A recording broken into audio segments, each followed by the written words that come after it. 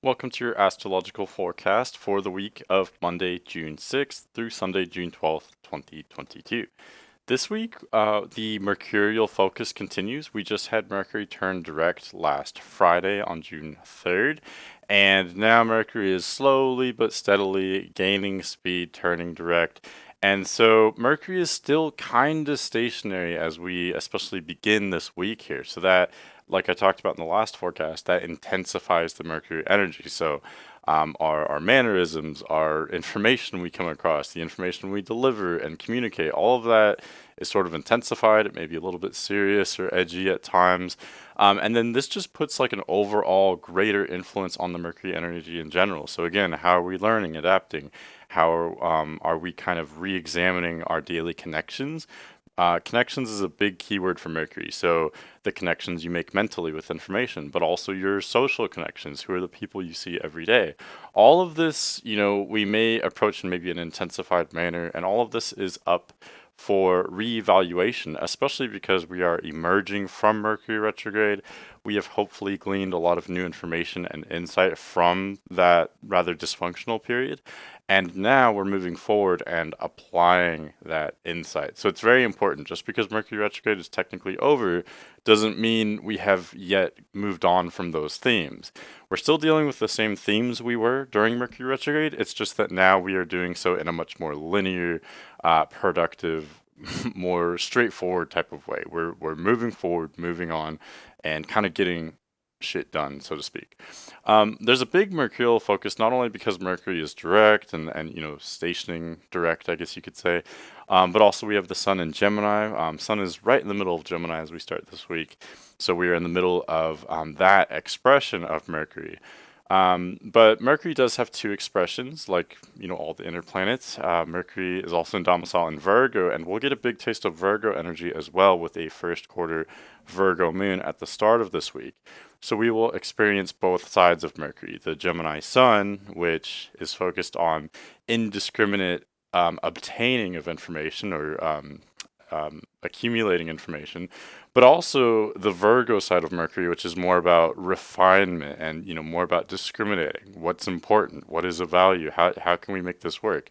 It's very practical.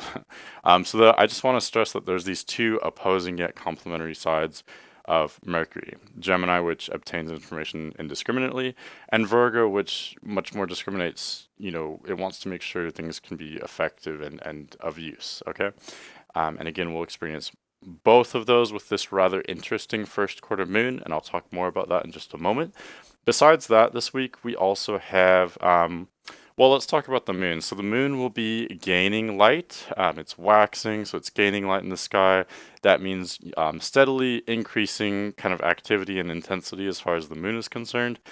Again, nothing in regard, like this really doesn't compare at all to the eclipse cycle, the eclipse season that we just experienced in most of May, for instance. So yes, the moon is gaining light, gaining intensity, gaining activity, but this will seem rather mild to us because we have just come out of this kind of astrological storm just a couple weeks ago. Okay, but yeah, moon will gain light from Leo. It will make that first quarter square in Virgo, and then by the end of the week, it will actually enter Sagittarius. So we'll be kind of gearing up for a full moon next week.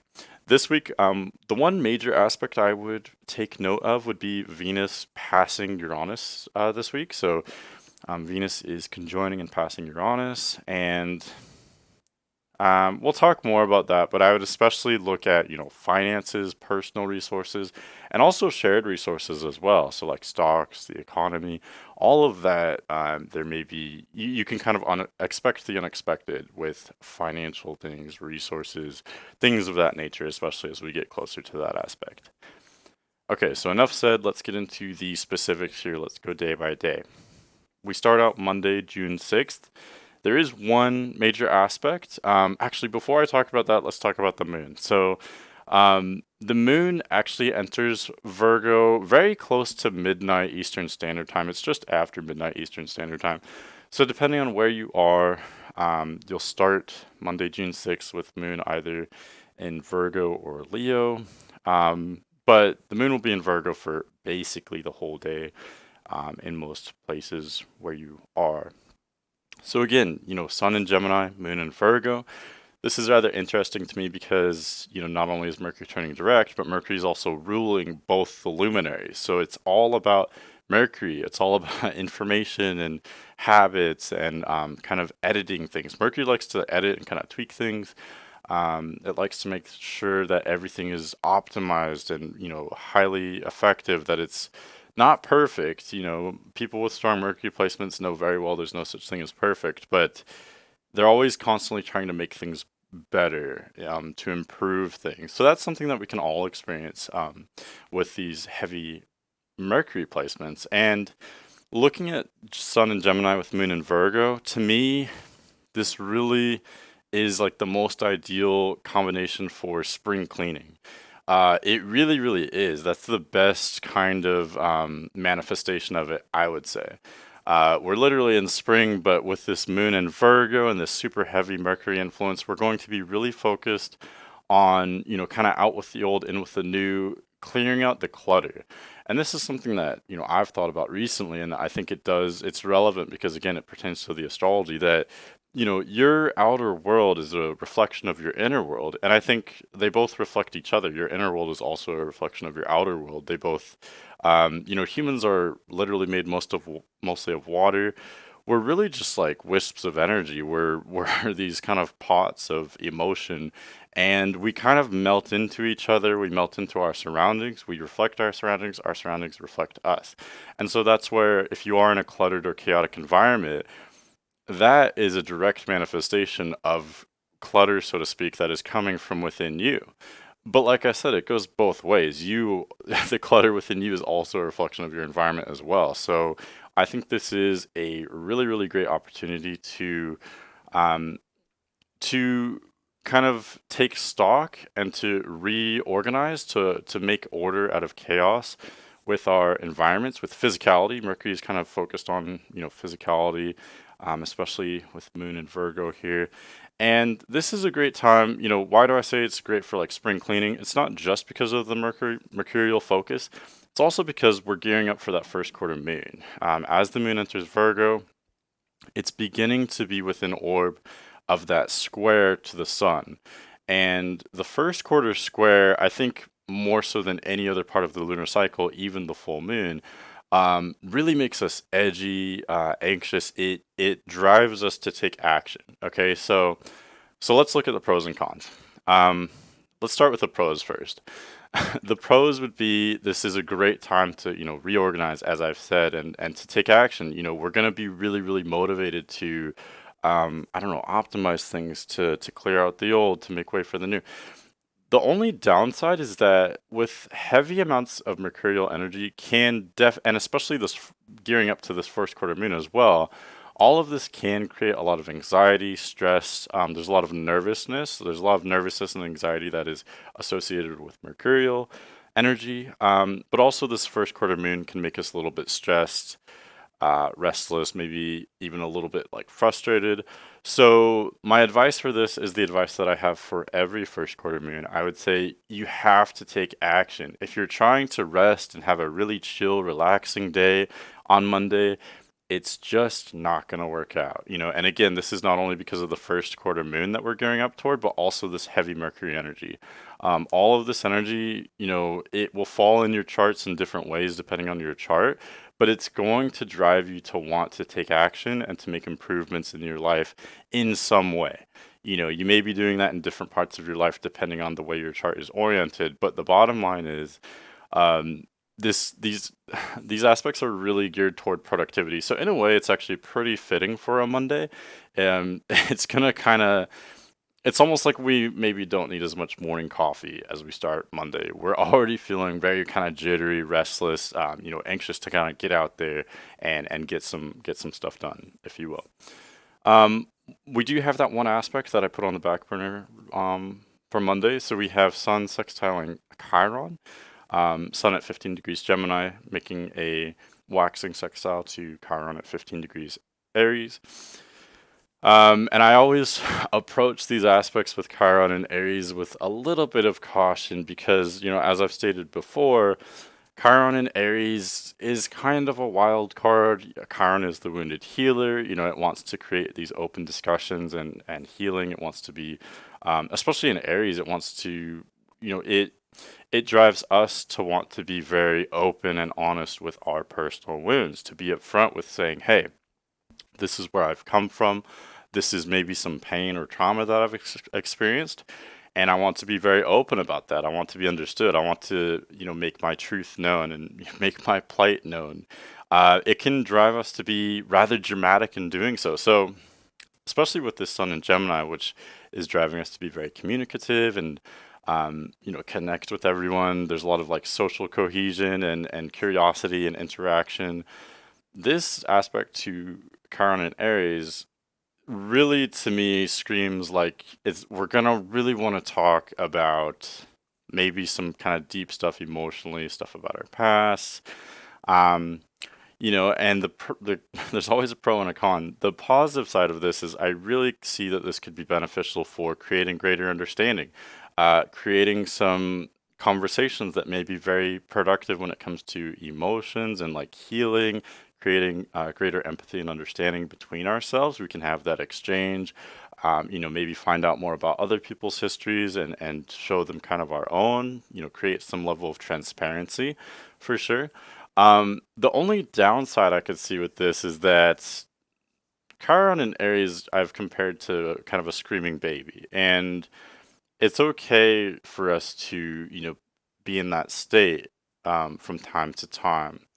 But if we are all kind of screaming babies at the same time, it would create a lot of dysfunction. And, Sun and Gemini can be very scattered, it can be a bit tactless. So when we're combining that with Chiron and Aries, which is, very kind of on fire about its personal wounds and traumas, we can almost be reckless. We can almost, like on the one hand, it can create greater empathy and understanding, but on the other hand, we may lack empathy and understanding, and if we are so focused on our own pain or trauma, we may be so captivated by our own, I don't know, personal wounds, especially if this aspect triggers something in our own natal charts that, we're not really listening. We're just kind of screaming or shouting. We're not listening to maybe the other side of things. So there's that. It is a sextile, so it's, kind of a harmonious aspect, but I would still be just a little bit cautious with that. I think especially combining that with all the Mercury energy and the first quarter moon, I think we can all be maybe a little bit sensitive as we start Monday. We can be a little bit neurotic, I think. So as a whole, this is a super great day for being productive. The spring cleaning I talked about. Just be aware that you and people in your life may be a little bit edgy or neurotic today. Okay, let's go forward to Tuesday, June 7th. Okay, finally we get that exact first quarter moon. So it was gearing up. We were already feeling it on Monday. Now we get that exact aspect happening on Tuesday. And the chart here, I usually just show the chart for around noon Eastern Standard Time. And here you can see the exact first quarter moon has just happened. The moon is just 1 degree ahead of that exact aspect. So that first quarter moon will happen at 16 degrees Virgo. So if you do have any placements around, 15 to 17 degrees of the mutable signs, that would be Gemini, Virgo, Sagittarius, or Pisces, you'll feel this especially. So you'll really need to take action, maybe change something in your life. But for the rest of us as well, like I say, first quarter moons are always kind of edgy, anxious, stressful, but they don't have to be if we are, they motivate us to make change. That's why we feel those things. So, we don't have to be anxious or edgy as long as we're just getting out and we know that, we're making change, we're making progress, we're changing something, we're taking action. This is the most action-oriented part of the whole lunar cycle. People really just skip over the quarter moons and just focus on the full and new moons. But quarter moons, especially the first quarter moon, have very tangible effects, and I would not ignore this. And again, just all that stuff I talked about on Monday, that heavy mercurial energy, maybe just take time to slow down a little bit. With this really heavy Mercury energy, we're gonna want to go fast. Mercury energy likes us to kind of go fast. It loves digesting information and multitasking and getting a lot done. It's kind of a busy bee. That's kind of a lame metaphor. I thought I had something better than that, but you get what I'm saying, you know. Like again, you're not going to need as much coffee today. We're kind of just buzzing around, doing this, doing that. So, don't overwork yourself. You know, with so much Mercury energy, we can be not only neurotic, but you know, too much quickness can burn yourself out. I think it's kind of bad for our electro our ability to conduct ourselves electromagnetically. You know, we are made of all water and we run literally on electricity in our bodies. So just buzzing around, doing this, doing that, constantly multitasking, it can be very invigorating. It can be a lot of fun. You can get a lot of stuff done in a very short amount of time. But, you know, and I think, you know, everything in moderation, including moderation, as Oscar Wilde said. That's one of my favorite quotes, and I believe he's Virgo Sun or Mercury. He's got some Mercury energy there himself. Virgo rising? I'm not sure. But everything in moderation, including moderation. You know, some quickness can be invigorating and it can definitely be fun. I would just say, you know, don't overdo it. Maybe do it a little bit, but, you know, take a break on Tuesday at some point if you can. Take advantage of that productivity, you know, and like I said, yes, you can't have a super restful day all day on Tuesday, but you know, it's all about balance. You know, you don't want to overdo it either and overwork yourself. You know, be productive today, get some stuff done, get out there. That's the main focus, but uh take time, you know, make sure you're taking breaks as well, taking care of yourself and drinking a lot of water today, especially. I mean, you should always do that. But especially with this Mercury energy, if we're running around kind of frantic, drink a lot of water. It will help that electromagnetic conductivity. Okay. Yeah, and again, just before I move on to the next day, um, again, Tuesday, you know, Moon in Virgo, organizing, refining, kind of discriminating, in the sense of information and clutter. That's what the focus is about. We are refining. And again, it's very productive. If you have a typical, you know, Monday through Friday type of job, so far this week, the energy's actually pretty much fit the way the work week is scheduled, which is actually pretty rare. So you can kind of take advantage of that and maybe get some more stuff done at work. Wednesday, June 8th, we're moving right along here. Moon enters Libra. You can see right around noon Eastern Standard Time here. And this is a much different vibe. I mean, it's similar in the sense that it's still intellectual, like I talked about in a video recently. Libra, Virgo, and Gemini are all intellectual signs, so they're all rational, analytical, you know, more logical or more focused on digesting information. So Moon in Libra has that in common with Moon in Virgo. We're still, you know, kind of having a lot of energy in our minds. Our kind of mind chakras are on fire still, I guess you could say. But the aspect changes dramatically. So, you know, Libra, instead of squaring Gemini, it trines Gemini. It's a fellow air sign. And so the farther Moon goes into Libra, the more relaxed, calm, and stable we will feel. There's much less of a need to take action, and all that kind of edginess we were feeling on Monday and Tuesday will quickly dissipate on Wednesday as Moon enters Libra. Libra is a much more peaceful sign. It's more about kind of just observing and conserving energy. You know, Libra doesn't like to make too much of a fuss or ruffle any feathers, so to speak. You know, especially compared to Virgo, which can be a little bit neurotic. So I like this. You know, I like the burst of mercurial energy we had on Monday and Tuesday. I think that was really perfect for getting a lot done. But I also really, really like this transition on Wednesday. I think, you know, after that kind of frenetic and hectic beginning of the week, Wednesday is a much needed energy of kind of taking a break in the sense of being more stable, not needing to take so much action. Okay. And with this heavy air focus that we kind of have now with Sun and Moon both in air signs, we're very much focused on like again the energy is very much in our minds, so we're very kind of imaginative, very logical, very, you know, thinking a lot, analyzing a lot, still obtaining a lot of information, and very curious, especially socially. Air signs are known to be very talkative.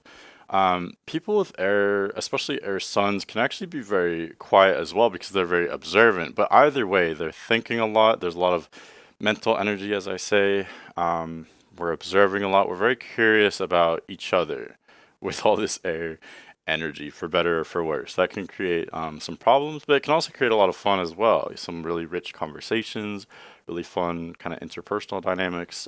That's more of what we're focusing on Wednesday. But overall, it's a much more stable, kind of chill vibe on Wednesday. So this um, looks looks pretty good. Looks pretty enjoyable.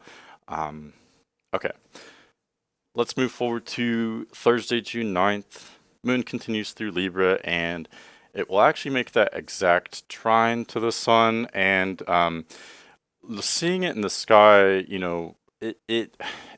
I mean, I guess it takes a certain lifestyle, but there was a time where I would walk to work every morning and I could see the moon every morning, and just watch each day as the phases change. And if you do have some kind of opportunity to just peek at the moon at one time each night or day or whatever, I would highly recommend you do that. But anyway, so what the moon will look like now is it's gaining light. It's still a little bit dark on the left side of the moon, but it's mostly full. It's like maybe two-thirds full at this point, you could say. And whenever the moon looks like that, it means that it's trining the sun. So this indicates a lot of kind of positive, steady vibes. It's a lot of what I talked about on Wednesday, but even stronger on Thursday. And what better sign to have these steady vibes than Libra, which is very, very much focused on keeping the peace, evening things out. It doesn't want any kind of confrontations at all. Libra likes to keep things very mellow. So especially with this trine aspect, it's really beautiful for just taking it easy, maybe having some really fun social interactions. Libra is ruled by Venus, so it's we're kind of focused on wanting to have like pleasure at this time. And the way we would do that with Moon in an air sign and Sun in an air sign is more intellectually. So we're focused on intellectual pleasures. So I don't know, like more academic things, like maybe reading, writing, maybe enjoying a kind of like thought-provoking movie or story would be interesting for us. Or again, having those kind of really rich conversations or social interactions. That's kind of what we're designing right now. But overall, we're just wanting to have a good time. We're wanting to be stable. Sun is still in Gemini. Mercury is finally moving on. It's at it's at 27 degrees Taurus at this point. So there's still that heavy mercurial focus, and there's a lot of like intellectual energy right now. It's just in a much more stable manner than the beginning of the week. Friday, June 10th. Moon will enter Scorpio kind of later in the day, Eastern Standard Time. Um, and with Sun in Gemini and Moon in Scorpio, it's very interesting. These signs are quincunx, and if you don't know what that means, it's a very kind of strange aspect. The word quincunx is about as dysfunctional as it sounds, which is kind of neat, I think. Um, with signs that are, I think of it as like Scorpio is not exactly opposite Gemini. Sagittarius would be, but it's right next to the sign that's opposite, if that makes sense. And when you get signs that have this kind of aspect, they have about as little in common as you possibly could find between any two signs. Scorpio has less in common with Gemini than Sagittarius does, which is exactly opposite. Opposite signs actually have a lot in common, more so than it seems on the surface. So with signs that have about as little in common as possible. So Scorpio's usually like mid-fall. It's water. I'm so sorry for that. There was a car alarm outside, but I think it's over now. But Gemini and Scorpio have about as little in common as possible. Scorpio is fixed water. Gemini is mutable air.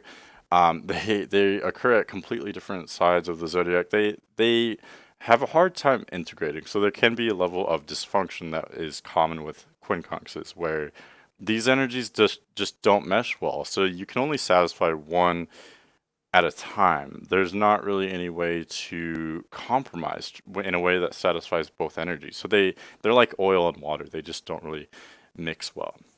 However, there I can always find some kind of common thread linking two signs. With Gemini and Scorpio in particular, these two signs, probably more than any others, are sort of the best at like figuring stuff out.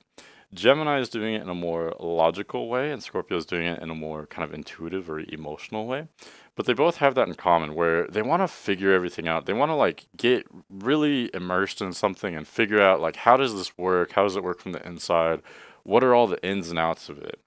And this especially applies to like psychology. So Gemini and Scorpio both are very interested in figuring out other people.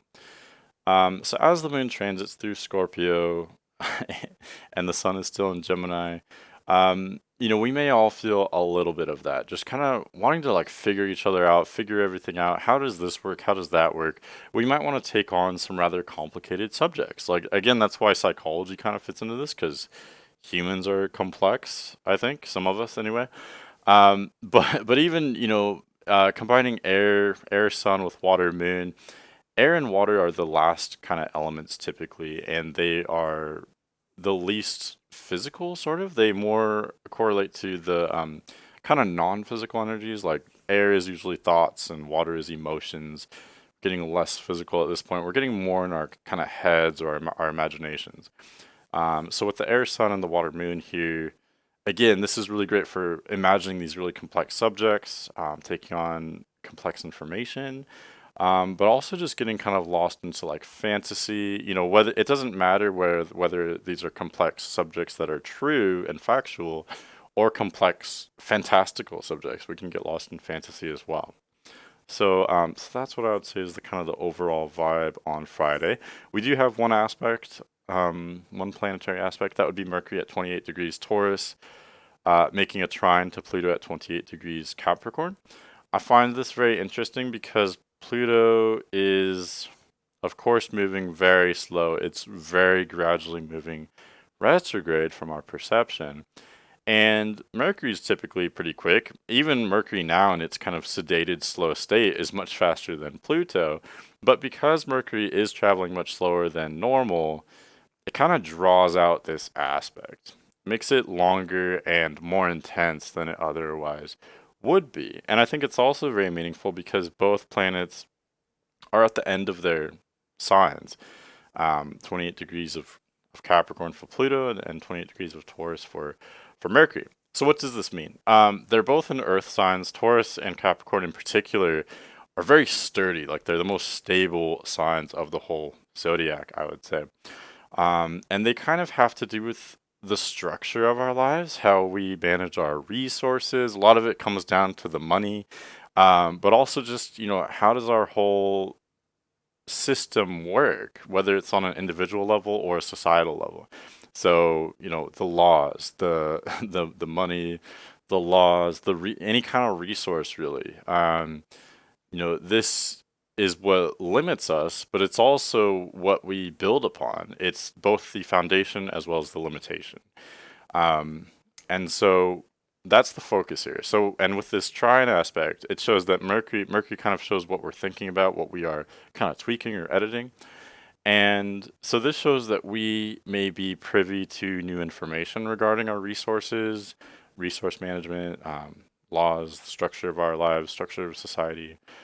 We may figure out more information regarding those things. We may be able and willing to make new changes to those types of things. So kind of, nothing super dramatic, I would say, but just how can I optimize, the foundation of my life? How can I optimize my resources? How can I make my limitations actually work for me? So, maybe I have this much time and I have this much energy and I have this much money. How can I make the most of those things and maybe turn it into something more so that I have more of those things later? You get what I'm saying? So, like, that's kind of the focus here. I think this is especially powerful as well. There's a lot of intuition here because Pluto, I think, is very intuitive. It's very instinctual. It represents this like very deep part of us. And with Mercury just freshly out of retrograde, we're coming to things, the logical standpoint that we have is very rich with new kind of insights and information, new information that we've gleaned from our intuition. So this could be very insightful, and very positive, dare I say. We've maybe figured something out. We figured out a new approach. We have a new way of managing our resources and conducting ourselves. And maybe as a societal level as well, there can be some positive developments financially. Now, this is going to change on Saturday, though, so just bear with me here. Okay, and yeah, speaking of which, that's pretty much what I see for Friday, so let's go to Saturday, June 11th. Saturday, June 11th. Right. So the focus continues to be on the finances, but with a much different aspect this time. This time, Venus crosses over Uranus, and it's actually pretty interesting because the moon is clear across the chart over in Scorpio. This is actually very, very interesting because Venus is crossing over Uranus pretty close to the North Node. Venus and Uranus are at 16 degrees Taurus. North Node is at 20 degrees Taurus, so they're, about 4 degrees away.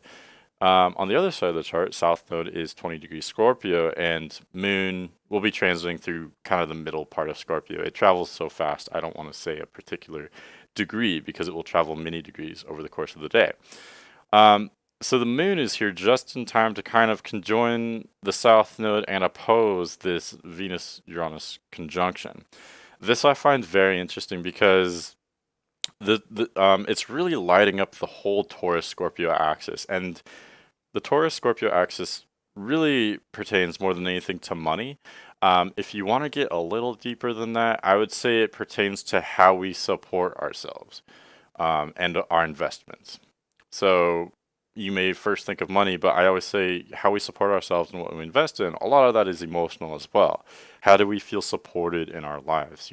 With resources, time, energy, money, but also emotionally.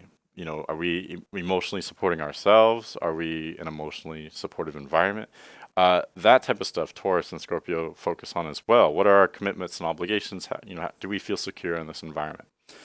So with Venus crossing over Uranus, Venus itself pertains much to money and how we support ourselves as well. Venus is in domicile in Taurus. They share a lot of themes. And when it crosses over Uranus in Taurus, this really to me screams like economic changes. And again, you can expect the unexpected because Uranus is involved. So what exactly are the changes? I don't know, and honestly, probably nobody knows. These things kind of come out of the blue. So things that were valued before may not be valued during and after this aspect. Things that were not valued before this may suddenly be valued. There's a shift in our orientation with our resources, with the supply chain, which keeps changing. And with Moon and Scorpio, I talked about how Moon and Scorpio is psychological. It likes figuring stuff out. It also has connections to, Pluto, to kind of the underworld. There's a lot of kind of mythological stuff that comes into play, specifically involving like heavy metals, earth, what are they called? Like heavy earth rare earth minerals as well as trying to say. So, like gold, silver, gems, platinum, whatever it is, diamonds, any kind of even like oil, for instance. So the value of all these things could fluctuate dramatically with this type of dynamic here. Okay, and we may be more focused on our investments. Scorpio more has to do not only with the heavy earth minerals, but also like what are we investing in? So it's your bank account, it's your savings account, it's your stocks, your bonds, whatever kind of investments you have. I feel like a lot of you might be saying, I don't have any investments. Well, that's fine too, but you do have investments though. Surely you must have some kind of excess time, energy, or money, and you are investing those into something. You could be investing it into a person, or maybe you're just investing it into like your phone. A lot of us are on our phones too much. I don't know, but whatever you're investing, that's going to come up at this time, and it may needs to be kind of revisited or changed in some way. And these changes may come to you in a very unpredictable way. I always say with these kind of Uranian aspects, it's not something that you're like working for. It's not something that you're figuring out. It's just information or changes that come out of nowhere that come from the heavens or the angels or from God or from the aliens or whatever you believe in, these things kind of just come out of thin air. So yeah, look out for that. I would approach this with openness because you kind of have to with Uranus because you can't really know what's going to happen. You just got to buckle up and sit, enjoy the show, enjoy the ride, I guess you could say. But also, approach this with the mentality of, am I investing in things that are worth my time? Am I conducting my life in a way that, I'm supporting myself? Am I in an environment that is supportive? And if not, how can you kind of optimize that? How can you be open to changes in those areas and maybe turn those to your favor? That's what I would say about that. Okay, lastly, let's go to Sunday, June 12th. Moon enters Sagittarius. Looks like kind of late in the day, like maybe late afternoon Eastern Standard Time. And you can kind of just give or take, the farther you are away from this time zone. But Moon will enter Sagittarius today. And again, it's a much different vibe. Scorpio is a lot more kind of serious and it's very emotionally vulnerable. So it's constantly trying to make sure its environment is safe, so that's kind of the energy we just came from the last 2 days. Now that the moon's in Sagittarius, it's a much more open, free flowing, kind of jovial, if you will, happy go lucky energy, especially when we are combining this with Sun and Gemini. So now, we just had the Scorpio Taurus axis lit up. Now we're kind of moving to a more Gemini Sagittarius focus with the luminaries both here. Um, so this to me, my first thought is like, this is really fun. This is a good time, generally speaking, unless the Gemini Sagittarius axis falls in a really kind of difficult or kind of weird part of your chart. Um, for most of us, these energies are easy to experience. The Gemini Sagittarius axis is focused on exploration, on learning, and these signs, more than any others, are very open to change. They're open to differing perspectives, to new or conflicting information, maybe, and they're open to new experiences. They want to really experience everything, not only physically, but also intellectually as well. So that's kind of the focus, and it's very fun, not only because of that influence and the themes going on there, but also because we are gearing up for that full moon. We won't experience it in this forecast just yet, but as I always say, the moon is already in Sagittarius where it will make that full moon aspect. So we are already feeling it now. If you look up in the sky, the moon will appear pretty much full or nearly full at this time. So we're feeling that lunar influence, that lunatic influence. We are, kind of crazy, more active, especially at night. There's more people on the street. This is very visceral. It's very easy to notice, pick up on these things. I always say, especially children and pets are more riled up, more active later in the evening, and adults, I guess you could say too. This is something we experienced with the first quarter moon, but also the full moon as well, for sure. And especially with Moon in Sagittarius, which is this fiery, rambunctious sign, Sagittarius has so much on its plate. It's the centaur, so it is half human, half animal. It's human, so it wants to be intellectual and philosophical, maybe take on some highbrow, ideas and concepts. But it's also bestial. It has these animal instincts and urges as well. So Sagittarius is really all over the board, and especially gearing up for this full moon in Sagittarius. Expect the unexpected. Be open to adventure and new experiences, and yeah, I think just have fun. I think that's part of what Gemini and Sagittarius really want is to learn, but they want to be having fun. Otherwise, there's no point to learning. So that's what I'm going to leave you on. And next week, we have kind of a lot of stuff happening. We, of course, have the Sagittarius full moon, as I alluded to. We also have Mercury entering Gemini, where it will be in domicile. And that's exciting to me because we'll have all the innermost planets in domicile, Mercury, Venus, and Mars, all in domicile. So there's some really, really easy energies for you. So yeah, I think these are good times. I think things are generally improving for most of us.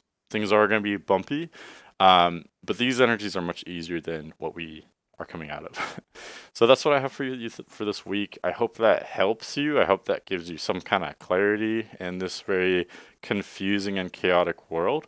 and I look forward to talking to you next week.